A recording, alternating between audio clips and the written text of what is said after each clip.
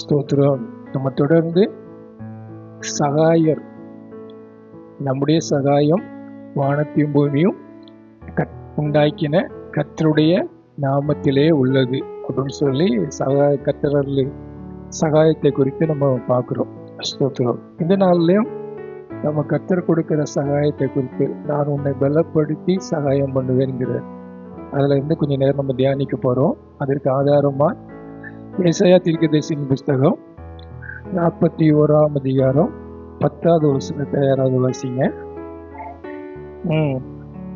நான் உன்னுடனே இருக்கிறேன், திகையாது, நான் உன் தேவன், நான் உன்னை பலப்படுத்தி உனக்கு சகாயம் பண்ணுவேன், என் நீதியின் வலது கரத்தினால் உன்னை தாங்குவேன். ஸ்தோத்திரம்.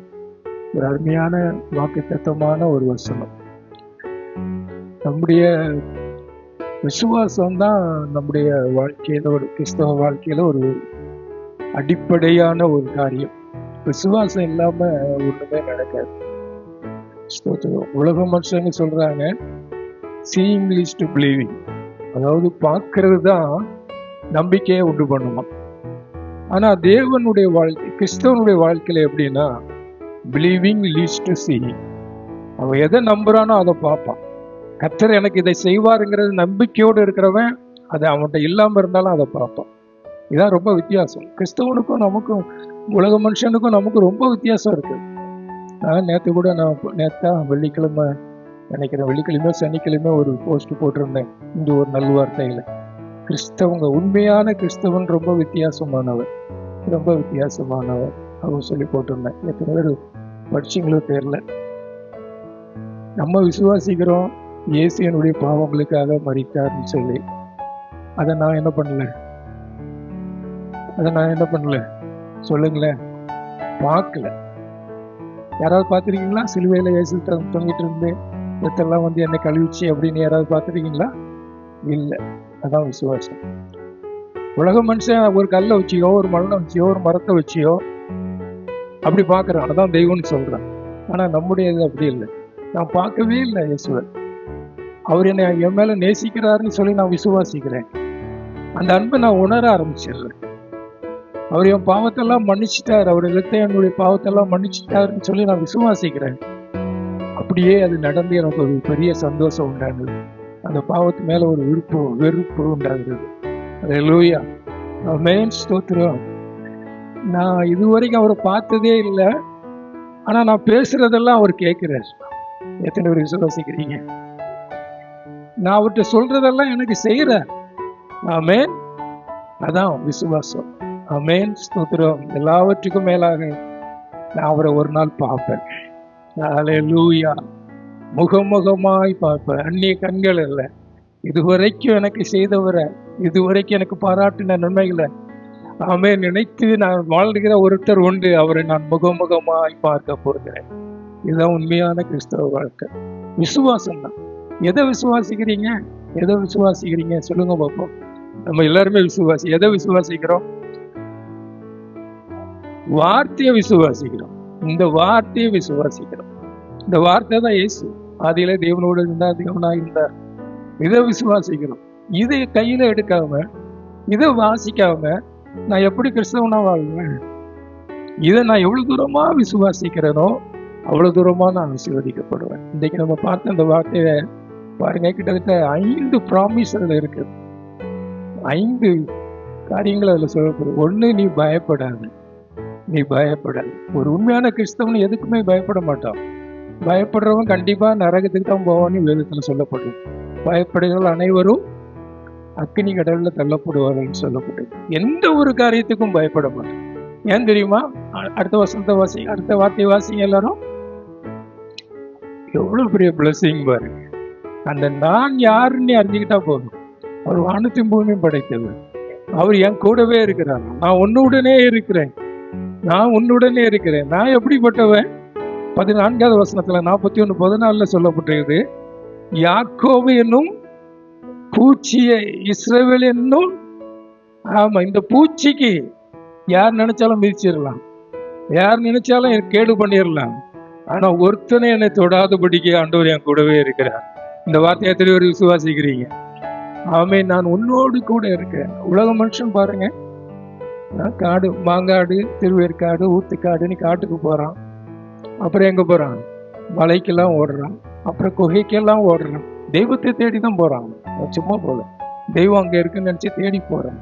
ஆனா இவர் என்ன சொல்றாரு? வானத்தையும் பூமியும் படைத்தவர் என்ன சொல்றாரு? நான் உன் கூடவே இருக்கிறேன். அல்லேலூயா, ஆமென், அல்லேலூயா. நான் கூடவே இருக்கிறேன், பயப்படாத. அப்புறம் அடுத்த வார்த்தை சொல்லப்பட்டது, திகையாதே, நான் உன் தேவன். அல்லேலூயா, திகையாதே, நான் உன் தேவன். ஆமென்.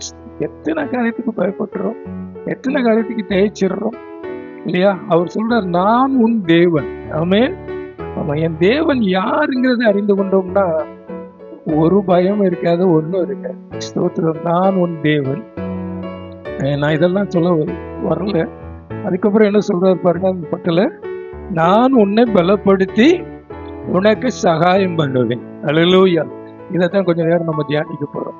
அதுக்கு அடுத்த ப்ராமிஸ் அது இருக்குது, என் நீதியின் வலது கரத்தினால் உன்னை, ஆமா, நீ விழுந்துருன்னு நினைக்காத, நீ தடுமாறி போவன்னு நினைக்காத, நீ முடிஞ்சு போவன்னு நினைக்காத, என் வலது கரத்தினால நான் உன்னை தூக்குவேன். பேதுருவை அமிழ்ந்து போகிறேன் ஆண்டவரே ரட்சியம்னு சொல்லும் போது எப்படி தூக்குனா இருக்கும்? ஆமென். ஆண்டவர் உன்னை தூக்குவார், உன்னை பலப்படுத்துவார். இந்த வார்த்தையை நம்புங்க, இந்த வார்த்தையை நம்புங்க, இந்த வார்த்தையின்படி வாழுங்க. பயமே இருக்காது, பயமே என் வாழ்வில், ஆமா, ஸ்தோத்திரம், மரண பயம் கூட இல்லை. அப்படி விசுவாசத்தோடு வாழ்றவனுக்கு மரண பயம் கூட இல்லை. எவ்வளவு அருமையான ஒரு ஆண்டவரை ஆராதிக்கிறோம், எவ்வளவு தூரமாய் நேசிக்கிற ஒரு ஆண்டவரை ஆராதிக்கிறோம். அல்லேலூயா. அவரை நம்ம நேசிக்கணுங்கிறது அவர் கேட்க ஒரே காரியம், என்னை நேசி, என்ன செய்தாலும் என்னை நேசித்து செய். அது மாத்திரம்தான் அவர் விரும்புகிறார். அல்லேலூயா, ஆமென், ஸ்தோத்திரம். இன்னைக்கு நம்ம கொஞ்ச நேரம் தியானிக்க போறது, எல்லாரும் சேர்ந்து சொல்லுவோம், நான் உன்னை பலப்படுத்தி உனக்கு சகாயம் செய்வேன். நான் உன்னை பலப்படுத்தி உனக்கு சகாயம் செய்வேன். எல்லாருக்கும் பலன் வேணும், ஆனா எல்லாருக்கும் எப்பவுமே எல்லாத்தையும் செய்ய முடியாது இல்லையா?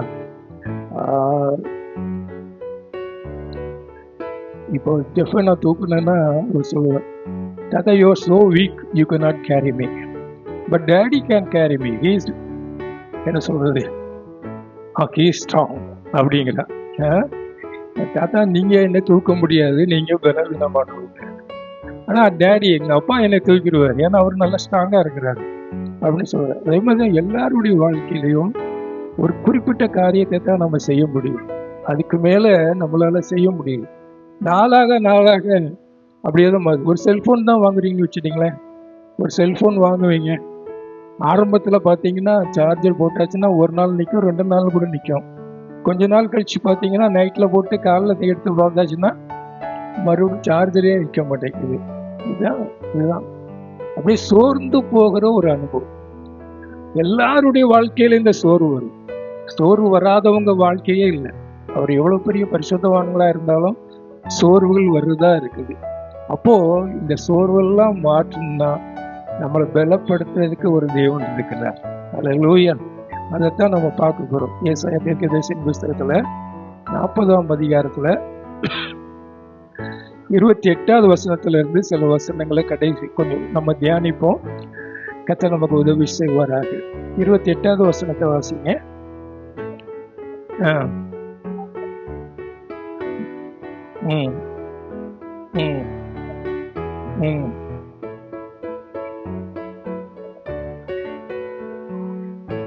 ஆமென், ஸ்தோத்திரம். நான் உன்னை பலப்படுத்தி சகாயம் பண்ணுவேன், நான் உன்னை பலப்படுத்தி உனக்கு உதவி செய்வேன் சொல்ற ஆண்டவர் அவர் எப்படிப்பட்டவரா?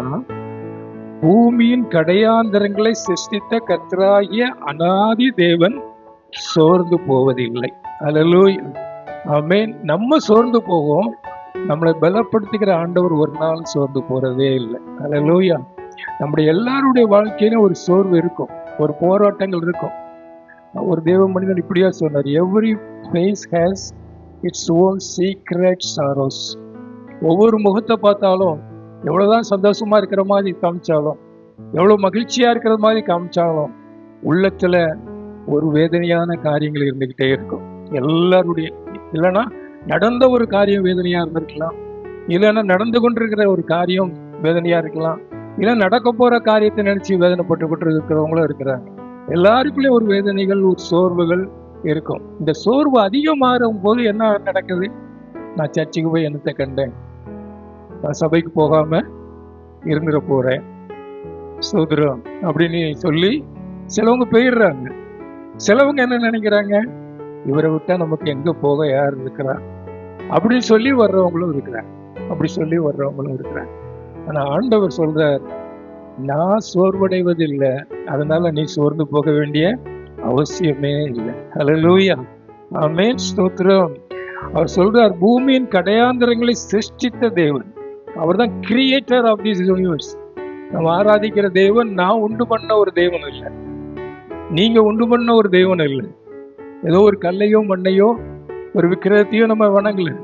நம்ம ஆராதிக்கிற தேவன் வானத்தையும் பூமியும் நம்ம நினைக்கிற எல்லாவற்றையும், இந்த பூமியில இருக்கிற 800 கோடி ஜனங்களையும் உருவாக்கி வழி நடத்தி பூமிக்கு அஸ்திவாரம் விட்டவர், கடலுக்கு எல்லையை குறித்தவர், இம்மட்டு வா இதற்கு மிஞ்சி வாராதே என்று சொல்லி எல்லையை குறித்தவர், சகலத்தையும் ஆளுகிறவர், சகலத்திலையும் அதிகாரம் படைத்தவர். அவர் தான் நம்முடைய தேவனாக இருக்கிறார். அவர் தான் நம்முடைய தேவனாக இருக்கிறார். ஹல்லேலூயா. அப்போ நம்ம அவரை ஆராதிக்கிறோம். அவர் ஆரம்பமும் முடிவும் இல்லாதவர். ஹல்லேலூயா. அவர் தான் சொல்றார், நான் உன்னை பலப்படுத்தி உனக்கு சகாயம் பண்ணுவேன், அதனால நீ சோர்ந்து போகாத. ஹல்லேலூயா, ஆமென். நம்ம சோர்ந்து போறோம், அடிக்கடி சோர்ந்து போறோம். நீங்க போய் ஆண்டவர்கிட்ட சொல்லி பாருங்க, ஆண்டவரே என் பிரச்சனை இவ்வளவு பெருசா இருக்குன்னு சொல்லி பாருங்க. ஆண்டவர் என்ன சொல்லுவார்னு நினைக்கிறீங்க? என்ன சொல்லுவாருன்னு நினைக்கிறீங்க? இது எனக்கு பிரச்சனையே இல்லைப்பா அப்படிம்பார். எனக்கு தான் அது பிரச்சனை, ஆனா என் கூட இருக்கிறவர், என்னை பலப்படுத்தி எனக்கு சகாயம் பண்ணுவார்னு ப்ராமிஸ் பண்ண இருக்கிறவர், வாக்கு பண்ணி இருக்கிறவர், இதெல்லாம் அவருக்கு பிரச்சனையே இல்லை. இதெல்லாம் பிரச்சனையே இல்லை. சிலவங்க சொல்லுவாங்க, எனக்கு மாதிரி யாருக்குமே வந்துடக்கூடாது. ஆண்டவருடைய வார்த்தை சொல்லுது, உலக மனுஷனுக்கு நேரிடுகிற சோதனையே அல்லாமல் எல்லாருக்கும் அது இருக்குது. உங்களுக்கு தலைவலி இருக்கலாம், இன்னொரு கால்வலி இருக்கலாம், எல்லாருக்கும் இருக்குது, எல்லாருக்கும் பிரச்சனை இருக்கு, எல்லாருக்கும் போராட்டம் இருக்குது. இதை குறித்து நீ சோர்ந்து போக வேண்டியதே இல்லை. ஹல்லேலூயா, ஆமென், ஸ்தோத்திரம், ஹல்லேலூயா. ஆமா, ஆண்டவர்கிட்ட சில நேரத்தில் நம்ம சந்தேகமா கேட்கிறோம், ஆண்டவரே இந்த தேவையில இந்த பிரச்சனையில எனக்கு உதவி செய்வீரா அப்படின்னு சொன்னா ஆண்டவர் என்ன சொல்றாரு தெரியுமா? உன் உலக தோற்றத்துக்கு முன்னே நான் உன்னை தெரிந்து கொண்டேன். ஆமென். அப்படின்னா என்ன அர்த்தம்? உனக்கு இந்த பிரச்சனை இந்த நாள்ல வரும், இந்த வருஷத்துல வரும், இந்த பீரியட்ல நீ இப்படி கடந்து போவா, அதெல்லாம் அவருக்கு தெரியும். அவர் அனாதி தேவன், ஸ்தோத்திரம், ஆதியும் அந்தவுமா இருக்கிறார். அவருக்கு மறைவானது ஒன்றுமே இல்லை. ஹல்லேலூயா. உங்க வாழ்க்கையில பிறந்த நாள்ல இருந்து கடைசி நாள் வரைக்கும் இந்த நாள்ல என்ன நடக்கும்னு அறிந்த ஒருவர் உண்டுன்னு சொன்னா அது வானத்தையும் பூமியும் படைத்த தேவன்.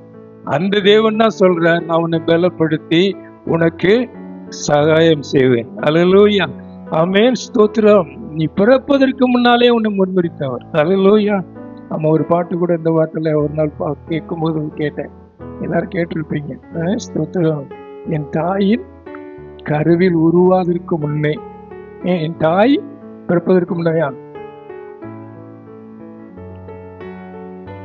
என் தாய் உருவாவதற்கு முன்னே பாருங்க, எங்க அம்மாவே பிறக்கல, ஆண்டவர் என்ன பார்த்துட்டாரு. இதெல்லாம் விசுவாசிக்கிறீங்க இல்லையா? ஒரு அல்லையே சொல்ல முடியும். செலவுங்க மாத்திரம் தான் ஆமேன், விசுவாசித்தா தான் ஆமேன்னு வரும். இல்லைன்னா எங்க அம்மா யாருன்னே சந்தேகம் வரும். நீங்களாம் என் அம்மாவான்னு சொல்லி சந்தேகமா கேட்கிறவங்களும் இருப்பாங்க. ஸ்தோத்திரம், ஹல்லேலூயா. என் தாய் உருவாகும் முன்னே, அப்ப எங்க பாட்டி வீட்டுல அப்படிலாம் கொஞ்சம் நினைச்சு பார்க்கணும், எவ்வளவு பெரிய தேவன், எவ்வளவு அற்புதமான வாக்கு. அதுக்கு முன்னாலே ஆண்டவர் எனக்கு, அதான் உலக தோற்றத்திற்கு முன்னே என்னை முன்குறித்திருக்கிறார். என் வாழ்க்கையில அவருக்கு மறைவா ஒண்ணுமே நடக்குது, அதனால நான் எதுக்குமே பயப்பட வேண்டியதில்லை. அவர் என்னை பலப்படுத்தி எனக்கு சகாயம் செய்வார். ஹல்லேலூயா, ஆமென், ஸ்தோத்திரம். அவர் தான் வானத்தையும் பூமியும் படைத்தவர், கடையாந்தரங்களை சிருஷ்டித்த தேவன். ஹல்லேலூயா. அவர் சொல்றார், நான் ஒரு நாள் என்ன பண்ண மாட்டேன், சோர்ந்து போக மாட்டேன். ஹல்லேலூயா, ஆமென், ஸ்தோத்திரம், ஹல்லேலூயா. அவர் சொல்றார், நான் வானத்தையும் பூமியும் படைத்த தேவன், நான் சோர்ந்து போறதில்லை. ஹல்லேலூயா. ஒரு பொருளை வாங்கினா வாரண்டி கொடுப்பாங்க, அப்படிதானா? எந்த பொருள் வாங்கினாலும் வாரண்டி கொடுப்பாங்க. ஏன் அந்த வாரண்டி அவங்க கொடுக்குறாங்க? என்னைக்காவது நினைச்சிருக்கீங்களா? ஏன் வாரண்டி கொடுக்குறாங்க? அவங்களுக்கு தெரியும் இந்த பொருள் இத்தனை வருஷம் கண்டிப்பா உழைக்கும். இப்போ ஒரு டியூப்லைட் வாங்குறோம், எல்இடி லேம்ப் வாங்குறோம்னா 2 வருஷம் வாரண்டியா 2 வருஷம் கொடுக்குறாங்க. ஏன்? அவங்களுக்கு தெரியும் 2 வருஷம் கண்டிப்பா இது உழைக்கும். 2 வருஷம் முடிஞ்ச உடனே என்ன ஆயிரும்? ஆமா, கண்ணை விட்டு ஆரம்பிச்சு. அவங்களுக்கு தெரியும். அதே மாதிரிதான் ஆண்டவர் எனக்கு வாரண்டி. அவர் தான் என்ன படைச்சார். ஆமே, நான் 70 வயசு இருக்கணுமா, 80 வயசுல போகணுமா, இல்ல 40 வயசுல போகணுமா, 20 வயசுல போகணுமா? Is my guarantor. அவர் தான் எனக்கு வாரண்டி. அல்லேலூயா. அதனால நான் என்ன பண்ண வேண்டியதில்லை, பயப்பட வேண்டியதில்லை, சோர்ந்து போகப்படல, ஐயோ எனக்கு இது நடக்கலையே அப்படின்னு, என் பலன் இல்லையே அப்படின்னு நம்ம கவலைப்படவே வேண்டியது. அல்லேலூயா. ஆமென், ஸ்தோத்திரம். அப்போ என்ன அர்த்தம்? அவர் சோர்ந்து போறதில்லை. என்னை பலப்படுத்துறவர் ஒரு நாள் சோர்ந்து போறதில்லை. ஆமென், ஹல்லேலூயா. அவர் பெட்ரோல் டேங்க்ல பெட்ரோல் வத்தி போறதே இல்லை. அது இருந்துகிட்டே இருக்கும், இருந்துகிட்டே இருக்கும், இருந்துகிட்டே இருக்கும். ஆமென், ஸ்தோத்திரம். நான் ஏற்கனவே கூட சொல்லியிருக்கிறேன் நினைக்கிறேன். ஒரு முறை நான் பின்னி எல்லாரும் கார்ல போயிட்டு இருக்கும்போது பின்னி மறந்துட்டாங்க பெட்ரோல் போட. பாக்குறாங்க, முள்ள பார்த்து பார்த்து ஓட்டுறாங்க. எங்க நிக்க போகுதுன்னே தெரியல. ஹைவேஸ்ல எங்க எப்போ பெட்ரோல் எங்க எங்க சரி பெட்ரோல் பங்கு இருக்குன்னு தெரியல. பாட்டு கொஞ்சம் இழுத்து போனா கூட ரொம்ப வேகமா போகலான்னு சொல்லி இருக்கிற ஸ்பீட்ல மேக்சிமம் போயிட்டே இருக்கிறாங்க. திடீர்னு போய் ஒரு பெட்ரோல் டேங்க் பக்கத்துல போகும்போது அவங்க நல்லவரை உள்ள என்டர் ஆயிட்டோம். இப்படிலாம் நடக்கும். ஆனா ஆண்டவருடைய அவரு பலன் ஒரு நாளும் புரிய போறது இல்லை. அவர் யாருக்கெல்லாம் பலப்படுத்துவாராம்? 29வது வசனத்தை வாசிங்க. அவர் யாரெல்லாம் பலப்படுத்துவாராம்? சோர்ந்து போகிறவனுக்கு பலன் கொடுத்து, ஆமா, சோர்ந்து போகிறவனுக்கு பலன் கொடுக்கிறாராம். சோர்ந்து போகிறவனுக்கு பலன் கொடுக்கிறார். இன்னைக்கு நீங்க சோர்ந்து போய் வந்திருக்கிறீங்களா? உங்க பிரச்சனைகளை நினைச்சு, உங்க போராட்டங்களை நினைச்சு, உங்க வாழ்க்கையில நடைபெறாத காரியங்களை குறித்து போராட்டத்தோடு கூட சோர்ந்து போய், சரி ஆண்டவருடைய சமூகத்துல நம்ம போகாம இருக்கக்கூடாது அப்படின்னு சொல்லி சோர்ந்து போய் வந்திருக்கிறீங்களா? ஆண்டவர் சொல்றார், சோர்ந்து போகிறவனுக்கு நான் பலன் கொடுத்து. அப்படின்னா என்ன? அதுக்கு எதுக்கு பலன்? உன்னால முடியாத செய்ய உனக்கு பலன் கொடுக்கிறார். எத்தனை பேர் விசுவாசிக்கிறீங்க? என்னையால இது முடியாதுன்னு சொல்லி நீ வந்திருந்தீங்க சொன்னா அதை செய்ய உனக்கு பலன் கொடுக்கிறார். ஆமே, ஸ்தோத்திரம், அல்லேலூயா. அது மாத்திரமல்ல, சத்துவம் இல்லாதவனுக்கு சத்துவத்தை பெருக பண்ணுகிறார். மைட்டி திங்ஸ் அப்படின்னு சொல்லப்பட்டிருக்கு. சத்துவம் இல்லாதவனுக்கு சத்துவத்தை கொடுக்கிறாராம். ஏன் தெரியுமா அந்தபடி சத்துவத்தை கொடுக்கிறாராம்? அந்த சத்துவத்தை பெரும்பிடும் போது, ஆமென், நீ எதை வேணா ப்ரொடியூஸ் பண்ண முடியலையோ, எதெல்லாம் செய்ய முடியலன்னு நினைக்கிறியோ அதெல்லாம் செய்ய கர்த்தர் பலனை தருகிறார். எத்தனை பேர் விசுவாசிக்கிறீங்க? எத்தனை பேருக்கு புரிஞ்சது நான் சொன்னது? அல்லேலூயா. ஐயோ நான் சோர்ந்து போயிட்டேன், இந்த காரியம் எனக்கு நடக்கவே நடக்காது, என் வாழ்க்கையில் இது கிடைக்கவே கிடைக்காது அப்படின்னு ஒருவேளை வந்திருந்த ஆண்டவர் சொல்ற, அந்த காரியத்தை நான் உன்னை பலப்படுத்துறேன். ஆமென். அந்த காரியத்துல என் சத்துவத்தை நான் உனக்கு கொடுக்கிறேன். செத்து போன கிரியையில செத்து போன காரியத்தை உயிர் பெற செய்ய போகிறேன். எத்தனை பேர் விசுவாசிக்கிறீங்க? ஆமென், ஹல்லேலூயா. ஆமென், ஸ்தோத்திரம். முடியாதுங்கிற நேரத்துல ஆண்டவரை நோக்கி பார்க்கும்போது ஆண்டவர் சொல்ற காரியம், உன்னால முடியாது என்னால முடியும்னு சொல்லுவார். ஆமென், ஸ்தோத்திரம். எத்தனை பேர் அப்படி கேட்டு பழகிருக்கீங்களோ தெரியல. ஆண்டவர் நோக்கி பாருங்க. முடியாதுங்கிற நேரத்துல ஆண்டவர் நோக்கி பாருங்க. அவரால் எல்லாம் கூடும். அவரால் கூடாத காரியம் ஒன்றுமே இல்லை, ஒன்றுமே இல்லை. பவுலை குறித்து நமக்கு நல்லா தெரியும் இல்லையா? நேற்று கூட பவுலை குறித்து நம்ம வாசித்தோம் அப்போஸ்தலர் நடவடிக்கைகள்ல. நேற்று பைபிள் ஸ்டடியில, பைபிள் ரீடிங்ல வந்து அவங்களுக்கு தெரியும். ஸ்தோத்திரம். அவருடைய உருமால்களை எடுத்து வியாதியஸ்தர்கள் மேலே போட்டோம். உருமால்களையும் கச்சைகளையும் எடுத்து வியாதியஸ்தர்கள் மேலே போட்டாங்களாம். என்னாச்சா?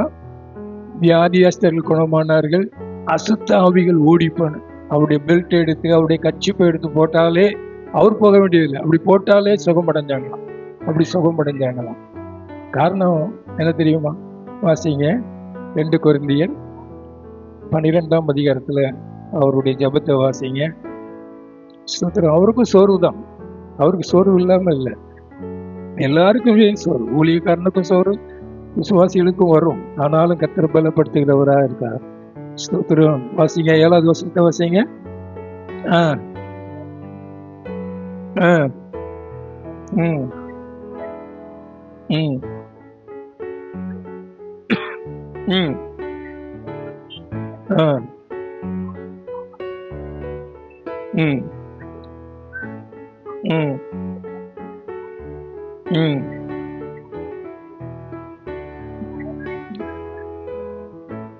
ம்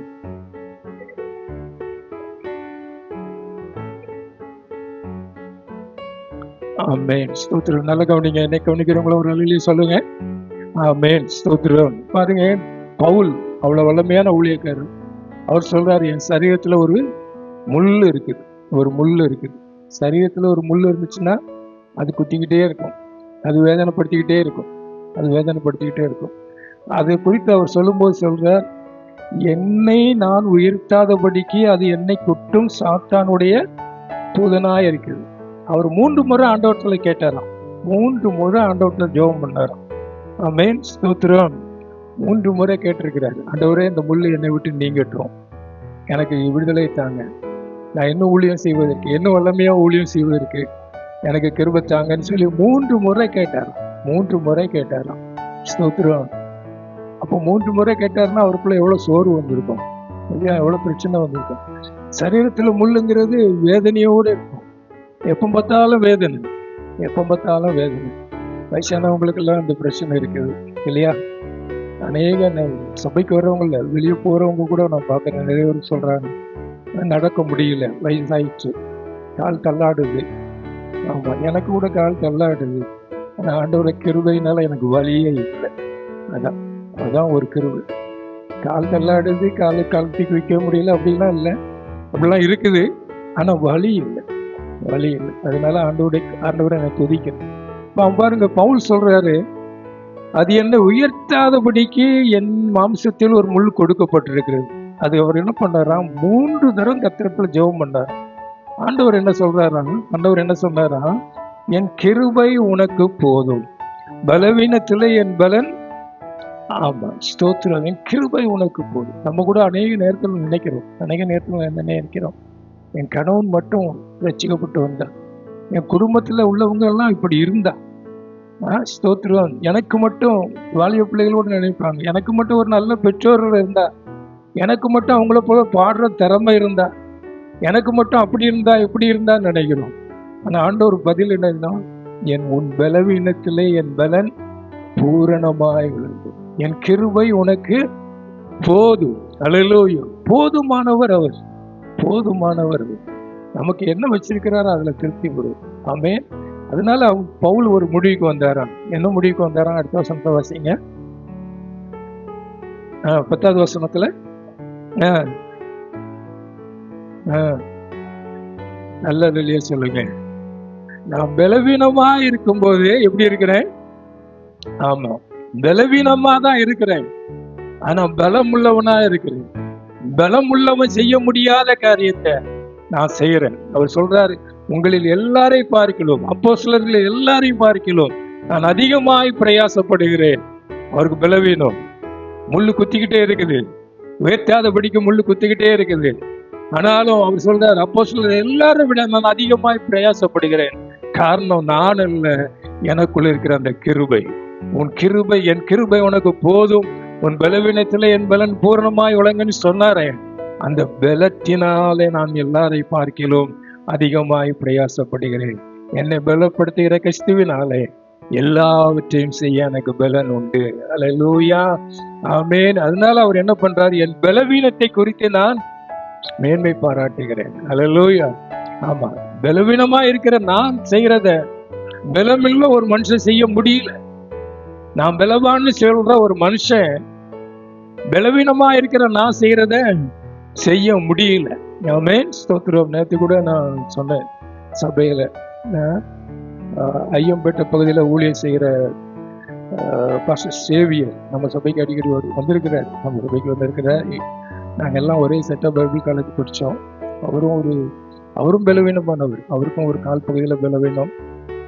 ஒரு நம்ம ஏற்கனவே பிடிசியாக இருந்துச்சுல்ல, பெல்லவன் டிரான்ஸ்போர்ட் கார்பரேஷன், அதில் கண்டக்டராக இருந்து வேலையை ரிசைன்மெண்ட் ஊழியத்துக்கு வந்தார். அவர் மனைவியும் அப்படிதான். அவங்க மனைவியெல்லாம் ஒரு நேரம் சும்மா இருக்காது. இவரால் கால் வச்சுட்டேங்க ஓட முடியாது. அப்படியே ஓடி ஓடி ஊழியம் பண்ணுவாங்க. அந்த வர்தா புயலோட அந்த சர்ச்சில் சீட்டு பறக்குதுன்னு ஒரு ஏணி போட்டு மேலே ஏறினாங்க. ஒரு சீட்டு அவங்க முதுகுலேயே விழுந்து அன்னைக்கு இருந்து இப்போ கிட்டத்தட்ட 9 வருஷமா அவங்க வீல் சேர்ல தான் இருக்கிறாங்க. எலும்ப முடியாது, பாத்ரூம் போக முடியாது, யாராவது தூக்கி வைக்கணும், எல்லாம் பண்ணணும். ஆனாலும் அவங்க சோர்ந்து போகலை. அவங்க ஆராதனை நடத்துவாங்க, செய்தி கொடுப்பாங்க. ஆனால் முன்னால மாதிரி ஓடி ஓடி கிராமமாக ஓட முடியாது, சைக்கிள் எடுத்துகிட்டு ஓட முடியல. மற்றபடி அவங்க இன்னும் ஊழியம் செய்துட்டு தான் இருக்கிறாங்க. இப்போ பலவீனமாக ஆஸ்பத்திரியில் இருக்கிறாங்கன்னு சொல்லி கேள்விப்பட்ட போது எனக்கு இது ஞாபகம் வந்து. எதுக்காக சொல்கிறேன்னா, பலவானா இருக்கிறவனை விட கர்த்தர் பலப்படுத்தும் போது உன் பலவீனத்தில் என் பலன் பூரணமாக விளங்கும். ஆண்டவர் சொல்றார், உன் பலவீனத்தை குறித்து கவலைப்படாது. உன் பலவீனம் உங்களால இந்த காரியத்தை செய்ய முடியல, இதனால என் சரீரத்துல இந்த நன்மைகளை பெற முடியல அப்படின்னு சொல்லி நீ கவலைப்படாது. ஆண்டவர் சொல்றார், உன் பலவீனத்திலே என் பலன் பூரணமாய் விளங்கும். அல்லேலூயா. அதுக்கப்புறம் அவர் பார்த்தீங்கன்னா பவுல் சொல்றார், என் பலவீனத்தை குறித்து நான் மேன்மை பாராட்டுவேன். ஆமென், ஸ்தோத்திரம், அல்லேலூயா. மறுபடியும் ஏசாயா தீர்க்கதரிசி 40ஆம் அதிகாரத்துல வாங்க, 29வது வசனத்தை வாசிங்க. 40ஆம் அதிகாரம் 29வது வசனத்தை. சோர்ந்து போகிறவனுக்கு அவர் பலன் கொடுத்து சத்துவம் இல்லாதவனுக்கு சத்துவத்தை பெருக பண்ணுகிறார். அல்லேலூயா, ஆமென், ஸ்தோத்திரம். 30வது வசனத்தை வாசிமா. இளைஞர் இளைப்படைந்து சோர்ந்து போவார்கள், வாலிபர்கள் இடறி விழுவார்கள். கர்த்தருக்கு காத்திருக்கிறவர்களோ புது பலன் அடைந்து. ஆமென். யாரு சொல்லப்பட்டிருக்கிறது? 30வது வசனத்தை கொடுங்க. 30வது வசனத்துல சொல்லப்பட்டிருக்கிறது, இளைஞர்கள் என்ன பண்ணுவாங்களாம்? சோர்ந்து போவார்கள், இளைப்படைந்து சோர்ந்து போவார்கள். ஒரே வேலை, ஒரே காரியம், அதே ரொட்டினா செய்து என்ன பண்றாங்க இளைஞர்கள்லாம்? வாலிபரும் என்ன பண்ணிடுறாங்களா? இடறி விழுவாங்களா? ஏன் இளைஞர்கள் வாலிபரும் சொல்லப்பட்டிருக்கு? அதான் மனித வாழ்க்கையிலே ரொம்ப வலிமையான நாட்கள். வாலிப பிராயத்துல தான் அதை செய்யணும், இதை செய்யணும், இப்படி இருக்கணும், அப்படி இருக்கணும்னு சொல்லி ரொம்ப வலிமையா இருக்கிற ஒரு நாட்கள். அவங்க கூட என்ன பண்ணுவாங்களாம்? இளைப்படைந்து சோர்ந்து போவார்களாம், வாலிபரும் இடறி விழுவார்களாம். ஆனா 31வது வசனத்தை எல்லாரும் சேர்ந்து வாசிப்போம். கர்த்தருக்கு காக்கிறவர்களோ புது பலன் அடைந்து கழுகுகளை போல செட்டுகளை அடித்து எழும்புவார்கள். அவர்கள் ஓடினாலும் இளைப்படையார்கள், நடந்தாலும். ஆமென், அல்லேலூயா. நான் உன்னை பலப்படுத்தி சகாயம் பண்ணுவேன். எப்ப அந்த புது பலன் கிடைக்குமா? கர்த்தருக்கு காத்திருக்கிறவர்களுக்கு அந்த புது பலன் கிடைக்கும். கர்த்தருக்கு காத்திருக்கிறவர்கள், அல்லேலூயா. எல்லாத்துக்குமே காத்திருக்கிறோம் இல்லையா? எல்லாத்துக்குமே காத்திருக்கிறோம். எங்க வீட்டுல இருந்து எஸ்ஐஆர் அப்ளிகேஷன் தரலையே காத்திருக்கிறோம். அப்படி எல்லாத்துக்குமே காத்திருக்கிறோம். பஸ்ஸுக்கு காத்திருக்கிறோம், ஆபீஸ்க்கு வெயிட் பண்றோம். அந்த காத்திருக்கிறது அனுபவம் ரொம்ப எப்படிப்பட்டதா இருக்கும்? வேதனையா இருக்கும். ஐயோ வரலையே, கிடைக்கலையே, நடக்குமா, நடக்காத. அதுலயும் இந்த ஐசியூல யாரையாவது அட்மிட் பண்ணிட்டு நம்ம வெளியே காத்திருக்கிறோம் பார்த்தீங்களா? அது ரொம்ப வேதனையான ஒரு காரியம். ஐசியூல இருப்பாங்க, எப்பங்க இருப்பாங்க, எப்போ கூடுவாங்க, என்ன சொல்ல போறாங்களோ. அப்படி அனுபவம்லாம் யாருக்காவது இருக்கா? ஸ்தோத்திரம், எனக்கோட இருக்குது. ஆமா, பாஸ்டர் அம்மாவை அந்த ஹார்ட் பீட் 29 தான் இருந்துச்சு. 72 இருக்கிற இடத்துல 29. அவங்கள நிமிந்தோட பார்க்க முடியாது. அந்த நேரத்தில் விஜயா ஹாஸ்பிட்டலில் அட்மிட் பண்ணால் அவனும் ஒர்க், ஜெய்சனும் ஒர்க் பண்ணுவான், இனி அப்போ படிச்சுட்டு இருக்கிறேன். நான் தான் நைட்டில் உட்காந்துருப்பேன் கீழே, அதுவும் மேலே உட்கார முடியாது, கீழே ஒரு சேர் போட்டு வச்சுருப்பாங்க. அதில் உட்காந்துட்டு எப்போ கூடுவாங்கன்னு தெரியாது, கண்ணை மூடவும் முடியாது, என்ன நடக்கும்னு தெரியாது. அப்படி காத்திருக்கிற ஒரு அனுபவம் இருக்கு. ஸ்தோத்திரம். பலவிதமான காத்திருக்கிறதுங்கிறது இன்னும் சோர்வுகளை கொண்டு வரலாம். ஆமே, ஸ்தோத்திரம். ஆனா ஆண்டவர் சொல்றார், கர்த்தருக்கு காத்திருக்கிறவர்கள் எப்படி இருப்பாங்களாம்? புது பலன் அடைவார். ஹல்லேலூயா. ஆமென், ஸ்தோத்திரம். எல்லாரும் ஏதாவது ஒரு காரியத்துக்கு காத்திருக்கிறோம். பிள்ளைக்காக காத்திருக்கிறவங்க இருக்காங்க, பிள்ளை படிச்சு வேலைக்கு போகணும்னு காத்திருக்கிறவங்க இருக்கிறாங்க, பிள்ளைக்கு திருமணம் ஆகணும்னு காத்திருக்கிறவங்க இருப்பாங்க. ஸ்தோத்திரம். பல காரியங்களுக்கு காத்திருக்கிறோம். ஆமென், ஸ்தோத்திரம். என் பிரச்சனை என்னைக்கு தீரும் அப்படி காத்திருக்கிறவங்க இருக்கிறாங்க. ஹல்லேலூயா. ஆமென். ஆண்டவர் சொல்றார், எனக்கு காத்திரு, எனக்கு காத்திரு. ஹல்லேலூயா. மனுஷனுக்கு காத்திருக்காத, வேற யாருக்கு காத்திருக்காத, என்னிடத்துல வந்து காத்திரு. அப்ப நான் என்ன பண்ணுவேன்? உனக்கு புது பலன் தருவை. ஹல்லேலூயா. புது பலன். ஏற்கனவே பலன் இருந்துச்சு. சிலருடைய வாழ்க்கையில ஆண்டவர் ஏற்கனவே பலப்படுத்தி வச்சிருந்தாரு. எப்படி நாளாக நாளாக அந்த செல்போன் சார்ஜர் குறைஞ்சி சீக்கிரமா சார்ஜ் பண்ண வர்ற மாதிரி இருக்கும்போது ஆண்டவருடைய சமூகத்துல வந்து 1 வருஷம் ஆச்சு, 2 வருஷம் ஆச்சு, 5 வருஷம் ஆச்சு, கொஞ்சம் கொஞ்சமா பலன் குறைஞ்சிக்கிட்டே போகுது. கொஞ்சம் கொஞ்சமா பலன் குறைஞ்சிட்டு போகுது. இந்த கால வேளையில ஆண்டவர் இதுக்காக தான் உங்ககிட்ட பேசிட்டு இருக்கிறார். ஆமென். நான் உன்னை பலப்படுத்தி சகாயம் பண்ணுவேன். நீ எனக்கு காத்திரு, எனக்கு காத்திரு. ஒரே ஒரு சம்பவத்தை மட்டும் சொல்லி முடிச்சிடுறேன். சிம்சோனுடைய வாழ்க்கை நம்ம எல்லாருக்கும் தெரியும் இல்லையா? சிம்சோனுடைய சம்பவம் தெரியாதவங்க மாற்ற ஒரு அல்லலியா சொல்லுங்க. தெரியாட்டாலும் அல்லலியா சொல்ல மாட்டீங்கன்னு எனக்கு தெரியும். ஸ்தோத்திரம். ஹல்லேலூயா.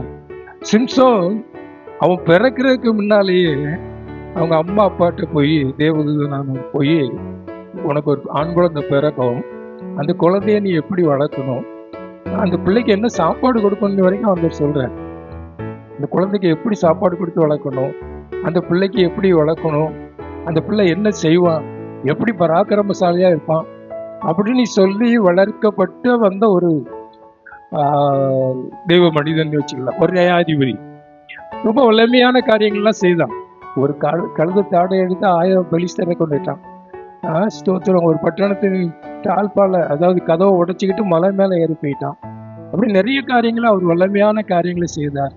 ஆனா அவருக்குள்ள ஒரு பலவீனம், அவருக்குள்ள ஒரு பலவீனம். எங்க போனாலும் அந்த பலவீனத்துல விழுந்துருவார். எங்க போனாலும் விழுந்துருவார். வெளிச்சேரி பக்கத்துல போனா அங்கேயும் போய் விழுந்துருவார்.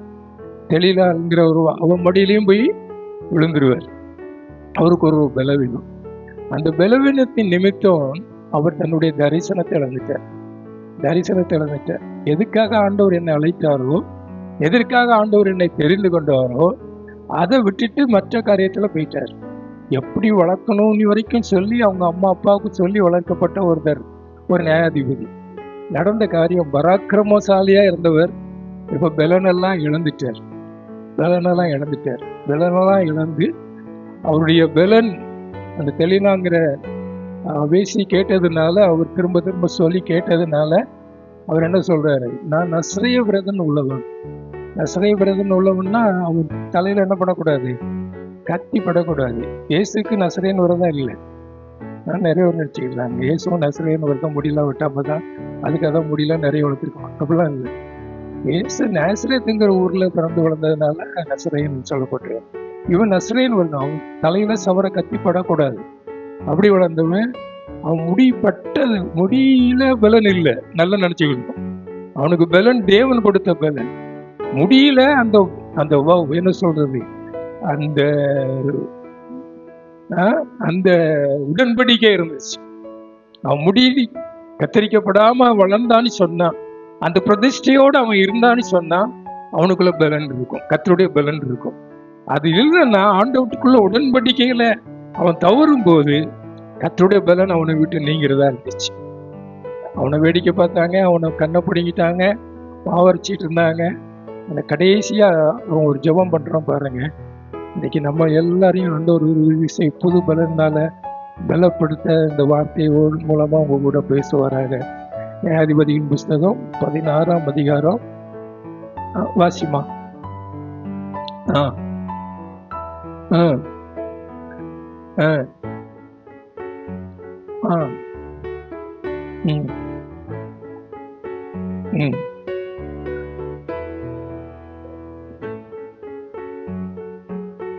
இல்ல ஏமா அதுக்கு முன்னால ஒரு வசனம் உண்டு பாருங்க, அவனுடைய முடி வளர்ந்ததா, அந்த வசனத்தை வசனம் 16ஆம் அதிகாரத்துல தான் இருக்கு. அதே அதிகாரத்துல மேல இருக்கும். வாசியமா. அது திரும்பவும் உழைக்க தொடங்கினது. அவன் தலைமயிர் சிரைக்கப்பட்ட பின்பு கர்த்தருடைய பலன் அவனை விட்டு எடுபட்டு போச்சு.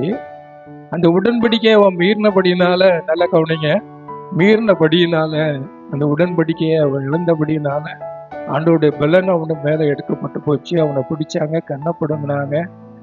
அந்த திரும்பவும் என்ன பண்ணிச்சான், தலைமயிர் முளைக்க தொடங்கினது, திரும்ப தொடங்கினது.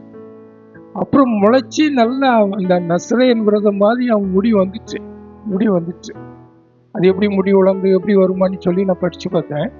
அதுல ஒரு வேத பண்டிதர் இப்படியா எழுதியிருக்கிறார், ஒரு ஆணுக்கு ஒரு வாரத்துக்கு 1/8 இன்ச்சு தான் முடி வளரும். ஸ்தோத்திரம், புரியுதா? ஒரு ஆணுக்கு ஒரு வாரத்திற்கு ஒரு அங்குலத்துல 8ல் 1 பங்கு தான் முடி வளருமா. அப்போ அந்த கணக்கை வச்சு பார்த்தாச்சுன்னா ஒரு வருஷத்துக்கு முடி வளருக்கு எவ்வளவு நாளாகும், எவ்வளவு வளரும்? ஒரு 6 இன்ச்சு வளர்ந்துருக்கும். இவருக்கு மார்பு வளர்க்கும், சடை மாதிரி வளரணும். அப்போ அவருக்கு எவ்வளவு வருஷம் அதுக்காக அவர் காத்திருந்திருப்பார் பாருங்க. அதான் கர்த்தருக்கு காத்திருக்கிறவர்களோ புது பலன் அடைவார்கள். அல்லேலூயா. அவர் காத்திருந்திருக்கிறார். நான் தரிசனத்தை இழந்துட்டேன், ஆண்டவர் என்னை மறுபடியும் பலப்படுத்துவார். நான் அந்த ஆண்டவர் என்னை தேர்ந்தெடுத்து கொண்டதே அந்த பெலிஸ்தர்களை எல்லாம் நிர்மூலமாக்குவதற்காக. நான் மறுபடியும் அந்த தரிசனத்தை பெற விரும்புறேன் அப்படின்னு எவ்வளவு நிந்த வந்தாலும் எவ்வளவு அவமானம் வந்தாலும் காத்துக்கிட்டே இருப்பார். ஒரு நாள் வந்துச்சு, எல்லா பெலிஸ்தர்களும் ஒரு இடத்துல கூடி இருக்கிறாங்க. அப்பதான் ஆண்டவரை பார்த்து அந்த ஜெபத்தை பண்றார். திரும்பமா அந்த 28வது வசனத்தை வசமா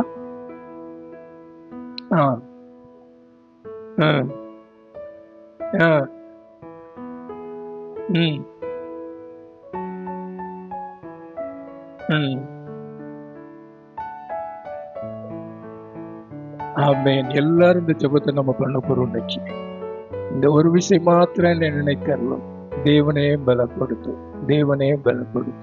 இந்த ஒரு விஷயம் மாத்திரம். எல்லாத்தையும் இழந்துட்டான், எல்லாம் முடிஞ்சு. ஆனா உங்களுடைய சித்தத்தை நான் நிறைவேற்றுவதற்கு நான் காத்திருந்தேன். இந்த விஷயம் என்னை பலப்படுத்தும். ஆண்டவர் பலப்படுத்தினார். அவன் உயிரோடு இருந்து கொண்ட பெலிஸ்தரை பார்க்கலாம், அவன் மரிக்கும் போது கொண்ட பெலிஸ்தர்கள் அநேகரமா இருந்தாங்க. அல்லேலூயா. ஒருவேளை இன்னைக்கு நீங்க சோர்ந்து போய் வந்தா, ஆமென், ஸ்தோத்திரம், ஏமாற்றத்தோடு கூட வந்திருந்தீங்கன்னு சொன்னா, இன்னைக்கு ஆண்டவர் நம்மகிட்ட சொல்றார், நான் உன்னை பலப்படுத்தி உனக்கு சகாயம் பண்ணுவேன், உன் சோர்வை நான் மாற்றுவேன். அல்லேலூயா. ஆமென், ஸ்தோத்திரம். ஒரு மனிதனுடைய வாழ்க்கையில எப்போ அற்புதம் நடக்கும்னு சொன்னா, எந்த மனிதன் ஆண்டவரே என்னால முடியல, நான் என்ன செய்யணும்னு தெரியல அப்படின்னு சொல்லி எந்த மனிதன் கேட்கிறானோ, நிச்சயமா அவன் வாழ்க்கையில ஒரு அற்புதத்தை செய்வார். பலப்படுத்தி ஆண்டவர் சகாயம் பண்ணுவார். அல்லேலூயா. ஆமென். என் வாழ்க்கை இதோட முடிஞ்சு போச்சு, என் வாழ்க்கையில இந்த நன்மை இல்லைன்னு சொல்லி எந்த மனிதன் சொல்றானோ, ஆண்டவர் சொல்லுவார், இனிதான் நான் உன் வாழ்க்கையை ஆரம்பிக்க போறேன், இனிதான் உன் வாழ்க்கையில நான் செயல்பட போறேன். எத்தனை பேர் இந்த வார்த்தைகளை விசுவாசிக்கிறீங்க? ஆமென். அல்லேலூயா. ஆமென், ஸ்தோத்திரம். நம்ம அவரிடத்துல திரும்புவோம், சிம்சோனை போல அவரிடத்துல திரும்புவோம். ஆண்டவர் நம்மை திரும்பி வந்து நம்மிடத்துல வந்து அவர் நம்மை பலப்படுத்துகிறவராக இருக்கிறார். அல்லேலூயா. ஏன்னா ஒரு அளவிட முடியாத தேவ வல்லமை. யார் அவரை நோக்கி பார்க்கிறார்களோ, யார் அவருக்கு காத்திருக்கிறாங்களோ, அவருக்கு ஆண்டவர் புது பலனை தந்து, இதுவரைக்கும் உங்க வாழ்க்கையில முடியாதுன்னு எதெல்லாம் நினைக்கிறீங்களோ அதை செய்ய கர்த்தர் உதவி செய்ய போறார். பலத்தினாலும் அல்ல, பராக்கிரமத்தினாலும் அல்ல, கர்த்தருடைய ஆவினாலே ஆகும்.